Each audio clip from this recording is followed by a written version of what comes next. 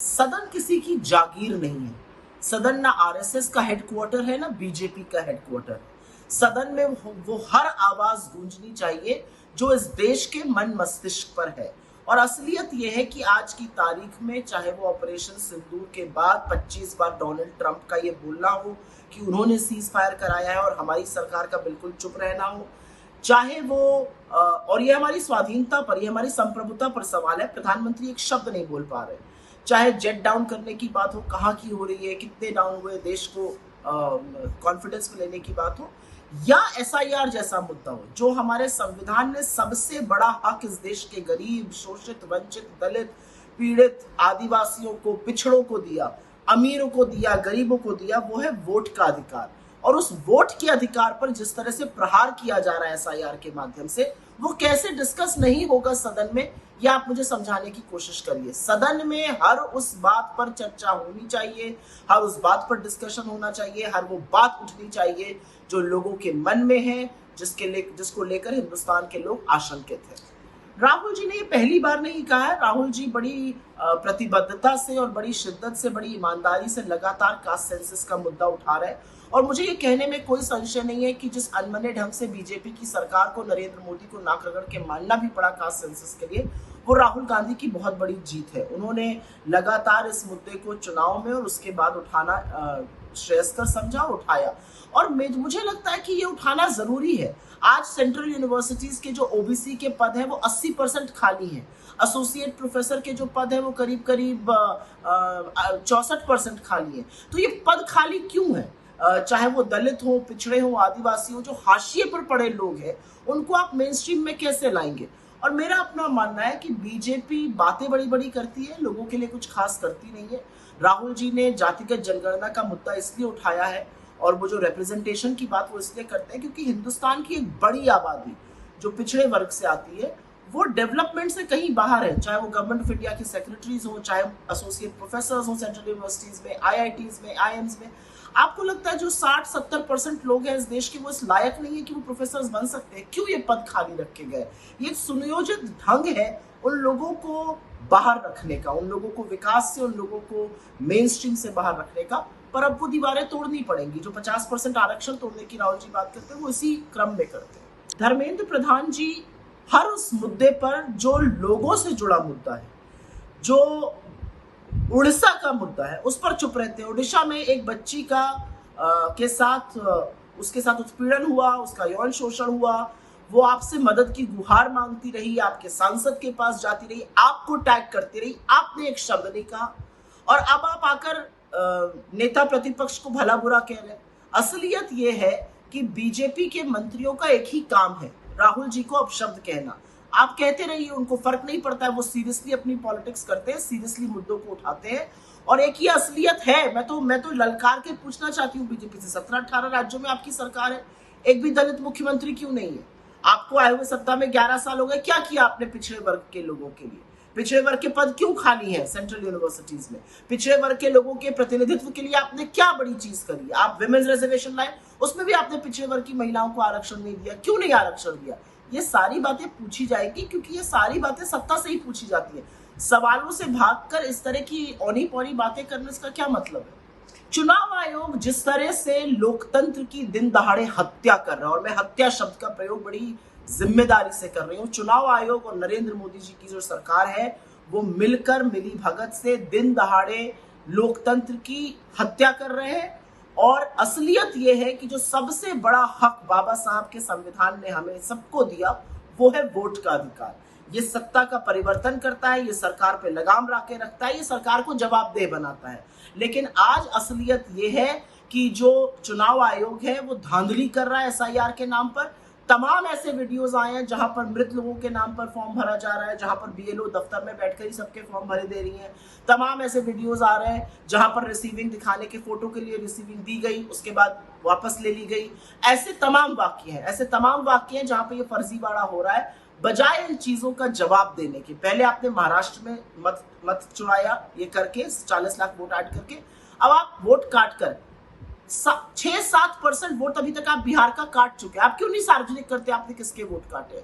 असलियत यह है कि चुनाव आयोग कहीं ना कहीं सरकार के साथ मिलीभगत करके लोगों के वोट के अधिकार पर प्रहार कर रहा है, और ये किसी कीमत पर बर्दाश्त नहीं किया जाएगा। इसके लिए हर तरह की मुहिम, हर तरह की लड़ाई सड़क से सदन तक हम लड़ेंगे। राहुल गांधी ने ये कबूल किया है, ये स्वीकार किया है कि जब यूपीए हुकूमत में थी या कांग्रेस ने जब भी हुकूमत किया है, देश पर शासन किया है, तब वो पिछड़ों की उपेक्षा किए। और राहुल गांधी को देर से ज्ञान आता है। अब कह रहे हैं कि नहीं, अगर हमें मालूम होता। अरे मालूम क्यों नहीं था? आपको मालूम था कि मंडल कमीशन का विरोध राजीव गांधी ने किया। मंडल कमीशन के खिलाफ वो पार्लियामेंट के फ्लोर पर बोले, ये देश को मालूम है। और मंडल कमीशन के खिलाफ जो आंदोलन हुआ उसमें कांग्रेसी शामिल थे।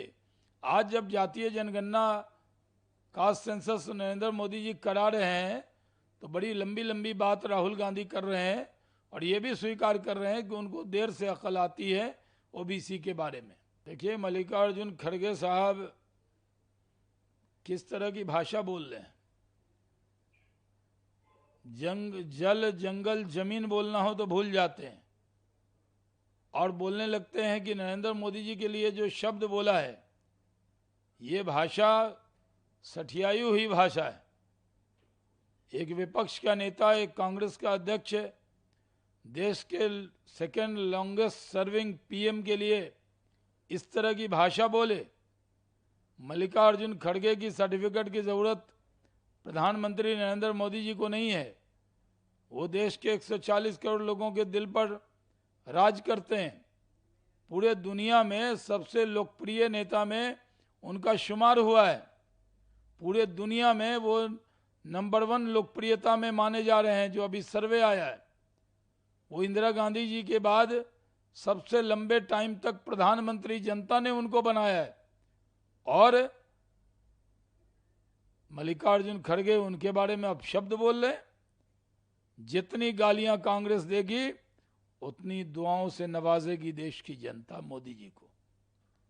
चुनाव आयोग ने बहुत अच्छा काम बिहार में किया है। इतने आरोप प्रत्यारोप के बाद भी एक संवैधानिक संस्था की तरह जिस तरह चुनाव आयोग पूरी ताकत से इस काम में लगा, अब जो व्यक्ति स्वर्ग सिधार गए, जन्नत में चले गए, वो तो वोट डालने नहीं आएंगे, तो उनके नाम डिलीट हुए हैं। जो दूसरे राज्य में वोटर बन गए हैं उनके नाम डिलीट हुए हैं। तो चुनाव आयोग ने बहुत अच्छा काम किया और 99% लोगों ने तो फॉर्म भर ही दिया। अब जो दुनिया में है नहीं वो कहाँ से फॉर्म भरेंगे? देखिए अखिलेश यादव भी जान रहे हैं कि जिनके साथ वो बैठे हैं वो चुनाव में बुरी तरह से बिहार में हारने वाले। महाराष्ट्र में हारे ये लोग, हरियाणा हारे, दिल्ली हारे।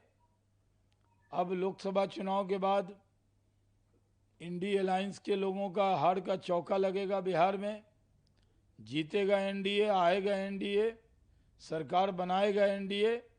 इसलिए अभी से विरोध की भूमिका डाल रहे हैं। अखिलेश यादव को खुद ही डर लग रहा है कि यूपी में भी इस बार उनकी दाल गलने वाली नहीं है। लोकसभा के चुनाव में भ्रम पैदा करके कुछ सीटें जरूर ले ली थी, लेकिन लोगों ने पहचान लिया है कि अखिलेश यादव और समाजवादी पार्टी सिर्फ भ्रम पैदा करती है और कुछ नहीं करती। तो इसलिए वो बयानबाजी कर रहे हैं। विधानसभा में तो इन लोगों ने कोई काम किया नहीं। सिर्फ विधानसभा में ये लोग हंगामा ही बर्पा करते रहे। कभी काला कपड़ा, कभी नीला कपड़ा, विरोध करते रहे। और इनके विरोध के बाद ये काला कपड़ा जो पहने वाले हुए लोग हैं, इनकी पहचान जनता ने कर ली है। ये विधानसभा में फिर से लौटने वाले नहीं है। केंद्र सरकार आग से नहीं खेल रही। इलेक्शन कमीशन एक संवैधानिक संस्था है, इंडिपेंडेंट ऑर्गेनाइजेशन है। उसने वोट का रिवीजन और वेरिफिकेशन किया है और वो बहुत साइंटिफिक तरीके से किया है। लेकिन पहले राहुल गांधी बोल रहे थे, तेजस्वी यादव, अखिलेश यादव, अब एमके स्टालिन भी कह रहे हैं कि आप हमें हरा नहीं सकते तो हमें डिलीट कर देंगे और आग से खेल रहे। ये पूरी तरह गलत बयानी है उनकी। उनको मालूम होना चाहिए कि हर जगह चुनाव आयोग अच्छे से काम करता है।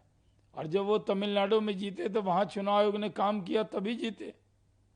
तो अगर वो जीत जाते हैं तो बहुत अच्छा है, और जहाँ महाराष्ट्र, हरियाणा, दिल्ली में उनके अलायंस के लोग हार जाते हैं तो चुनाव आयोग पर वो उंगली उठाते हैं।